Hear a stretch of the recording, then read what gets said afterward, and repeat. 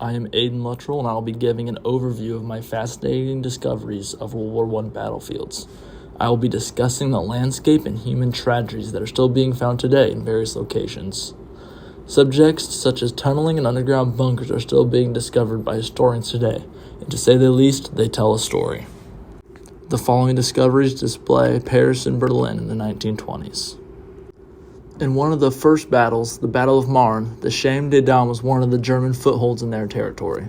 This plateau-like landscape offered a staggering advantage over British and French advancement for the Germans.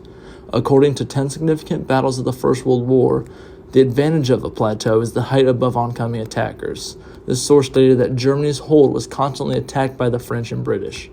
Over and over again, the Germans defended. One time in particular, they counterattacked from the advantage that they had claimed from the attack of the French and British. All of this directly shows the advantage that this crucial landmark held. Today, this landmark is a significant tourist attraction for those who visit World War I locations and memorials. Moving on to one of the more fascinating parts of my overview, I studied the Tunnel of Hindenburg. As previously stated, the Germans had previously held the Chemin des Dames Ridge for the beginning portions of World War I. A large part of Germany's defense mechanism was the 300-meter tunnel that stretched from the top of the plateau to the trench. According to Schofield, this tunnel was crucial to keeping a continuous supply of resources and manpower to the front lines. Once discovered, a naval artillery shell was shot at the front of this tunnel where ammunition was stored. This sealed the tunnel and sent fumes down the chambers. Many died instantly while others suffocated over time. This tunnel was just recently discovered by an interested historian, and this proves that there are many more tunnels to be discovered along with war secrets. This tragedy of war proves that there were many war tragedies unknown. Next, I'm going to discuss the Battle of Passchendaele. The Battle of Passchendaele was one of the longest World War I battles. One of the difficulties of this battle was that the battlefield was all mud. According to the landscape biographies of commemoration, mud stretched as far as the eyes could see and was truly a miserable experience for soldiers to trek through. It was claimed that entire days would be taken to remove wounded soldiers from the battlefront. You cannot help but wonder how many soldiers got pulled into the battle and just sank in the mud, buried for the rest of time. That concept is one that is quite difficult to consider, but is one of the many harsh realities of this tragic war.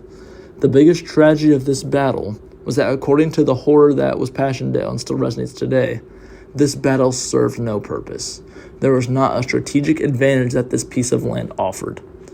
Battle ensued because there was a crossing point of nations, and the slowness of the mud caused warfare because no one could move quickly through it. Soldiers drowned and were buried alive in this tragic, long battle. The Battle of Ypres was one of the biggest battles of this war, but one of my only points in discussing it is the concept of trench warfare. Trench warfare occurred in many battles in World War I, but trench warfare is the use of digging below the land line and using the lower altitude as an advantage. World War I landscapes are scarred all over Europe from this strategy, but at this time period, trench warfare was the only option in many scenarios. My reference from the First Battle of Ypres called this battle a soldier's battle. While World War I technology of gas and artillery were always present, this long battle was very strictly consisting of trench warfare and the concept of a stalemate, which was a lot of battles in World War I. Messines Ridge was one of the sides of the battlefield in the Battle of Ypres. During this battle, the final blow occurred when 21 tunnels were dug under German trenches. The purpose of these tunnels was to send explosions under the Germans and bury them alive. This gruesome concept was one of the greatest war feats of all time, considering the lack of technological advances. According to War History Online, a wide range of countries sent miners to help dig tunnels deep below these trenches. When the time came, every mine except 2 were successful, and the Germans suffered some of the most gruesome war deaths of this war as they were exploded and buried alive in their trenches. This allowed the French and British to advance down the battlefields. To conclude my studies, I decided to discuss the concept of war memorials for the losses of those who died.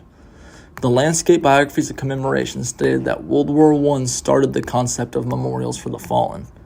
Anywhere from etching names in stone for those who have died to having massive burial sites for those who fell are all present in the entire world, but many are World War I specific. Here I have a picture of, on the left is the picture from the Chemin des Dames Battlefield Memorial. This was part of the battlefield, and they buried a lot of soldiers here. On the right is the Battle of Ypres, which is also on the battlefield. Here they have a public memorial today for all of those who died, and many visit daily. Lastly, here's a side of my sources, and that will conclude my presentation over Paris and Berlin in the 1920s, the battlefields. I am Aiden Luttrell, and I'll be giving